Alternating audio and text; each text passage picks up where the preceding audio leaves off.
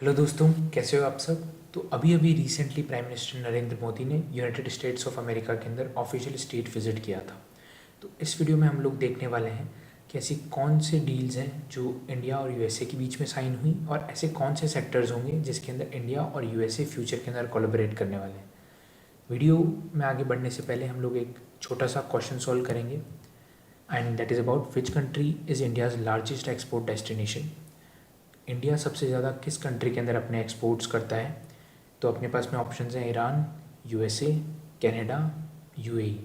तो जो correct answer है वो आप लोग कमेंट सेक्शन के अंदर दोगे और उसके साथ में आप लोग अपने स्टेट का भी नाम लिखोगे कि which state do you belongs to. इस क्वेश्चन का जो करेक्ट आंसर है वो मैं आपको वीडियो के एंड में बताऊंगा, थोड़े बैकग्राउंड और थोड़ी और डिटेल्स के साथ में, थोड़े फैक्ट्स के साथ में। तो बने रहिएगा लास्ट तक।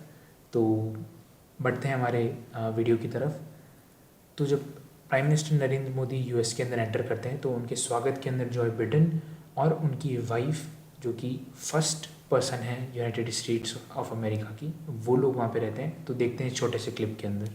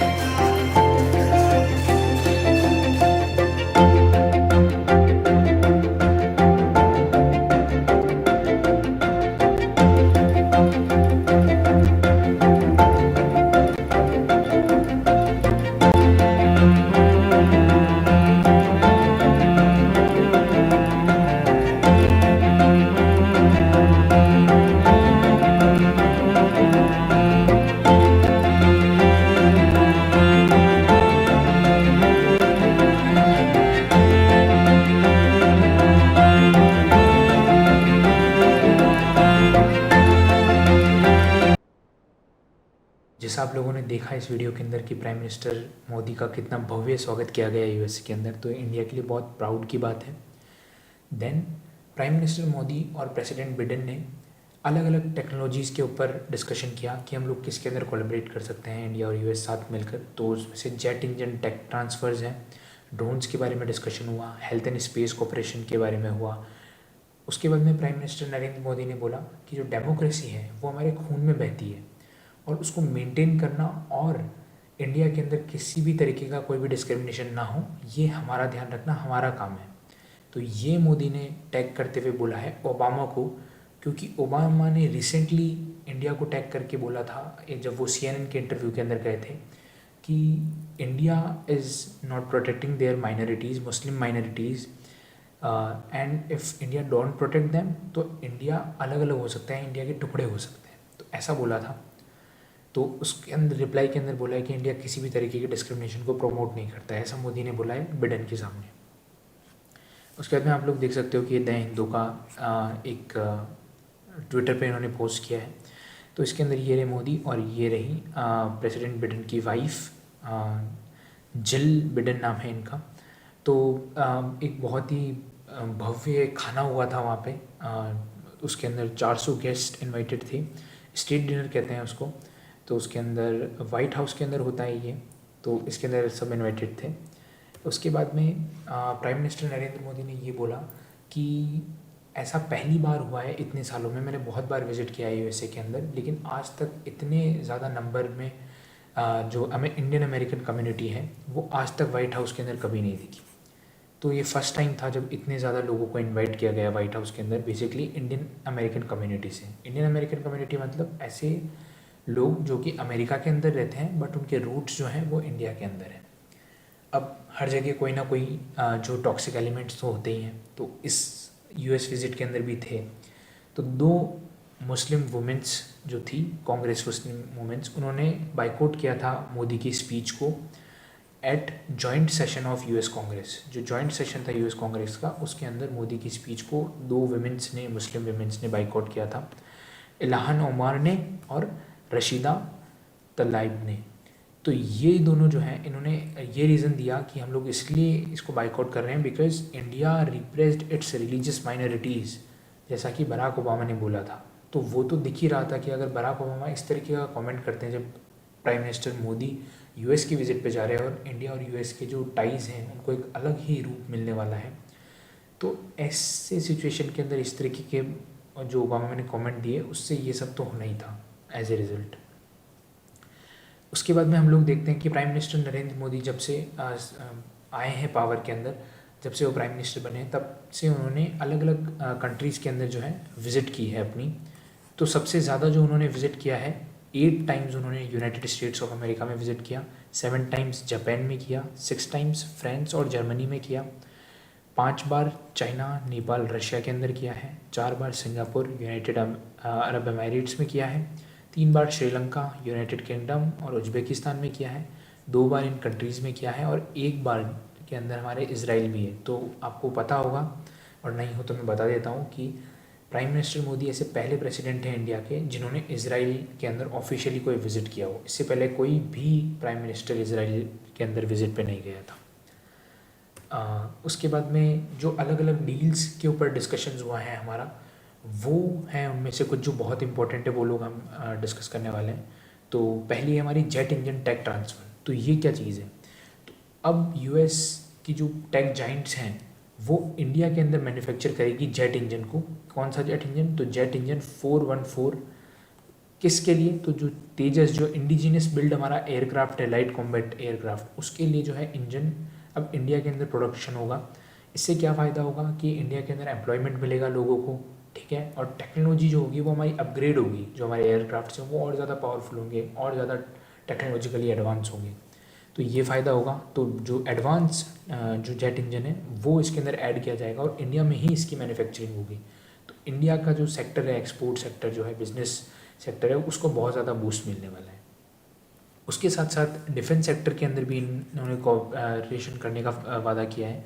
तो उसके तहत इन्होंने INDUS X नाम से एक चीज़ ओरिजिनेट करी है। तो इसके अंदर बेसिकली ये लोग डिफेंस रिलेटेड इनोवेशंस के अंदर साथ में कोलैबोरेट करेंगे इंडिया और यूएस। जैसे कि अलग अलग डिफेंस इक्विपमेंट्स हो गए, मिसाइल्स हो गई, अलग अलग टेक्नोलॉजीज़ हो गई, इसके अंदर इंडिया और यूएस साथ मिल करके कोलैबोरेट करेंगे। उसके बाद में ताकि ये सब इसलिए हो रहा है ताकि इंडिया और यूएस साथ मिलकर के ग्रो कर सकें। अब आप लोग सोच रहे हो कि यूएस को इसमें क्या फ़ायदा है? यूएस को भी बहुत फ़ायदा है। जो पार्ट्स होते हैं जो बड़े बड़े एयरक्राफ्ट हो इन सब के अंदर यूज़ होते हैं, जो फाइटर जेट्स होते हैं इसमें यूज़ होते हैं, तो बेसिकली वो पार्ट्स इंडिया ही यूएस को एक्सपोर्ट करता है और हम लोग आगे देखने वाले हैं इसके बारे में। तो इससे जो इंडिया का जो डिफेंस इंडस्ट्रियल कोलैबोरेशन है, इससे दोनों कंट्रीज़ को बहुत ज़्यादा फ़ायदा होगा। उसके बाद में इसके अलावा जो है प्राइवेट सेक्टर के अंदर भी कोलैबोरेशन होगा। जैसे कि आप लोगों को अभी मैंने कुछ टाइम पहले भी बताया था कि यूएस की एक सेमीकंडक्टर टेक्नोलॉजी कंपनी है बहुत बड़ी, उसका नाम है, जो कि चिप्स बनाती है, उसका नाम है माइक्रोन टेक्नोलॉजी।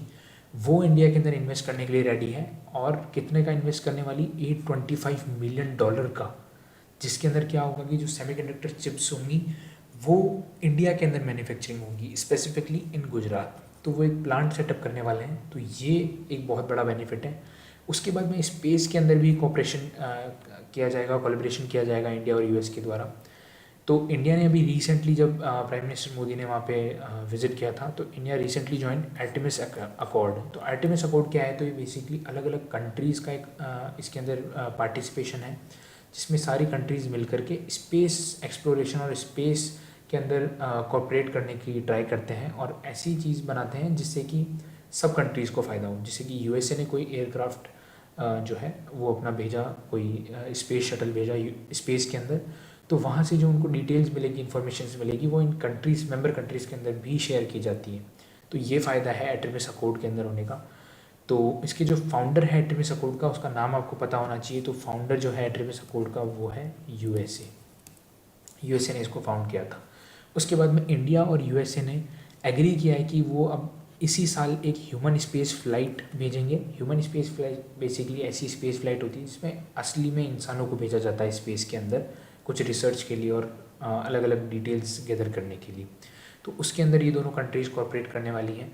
उसके साथ साथ में इन्होंने ये भी प्रॉमिस किया है एक दूसरे से कि 2024 तक इंटरनेशनल स्पेस स्टेशन पे दोनों कंट्रीज़ मिलकर के काम करेंगी, जो कि एक बहुत ही पुश होने वाला है इंडिया के स्पेस सेक्टर के लिए, इसरो के लिए बहुत बड़ी न्यूज़ है हमारे लिए।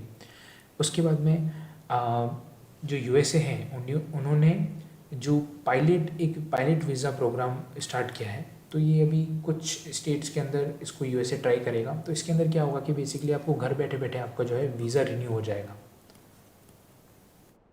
पहले आपको वीज़ा ऑफिस जाना पड़ता था, लेकिन अब इस इनिशिएटिव के तहत आपको घर बैठे बैठे आप करा सकते हो। तो जो ऐसे इंडियंस हैं जो कि यूएस में जा कर के रह रहे हैं, तो उनके लिए वीज़ा रिन्यू कराना बहुत ही आसान हो गया है। तो ये बहुत ही फ़ायदेमंद है।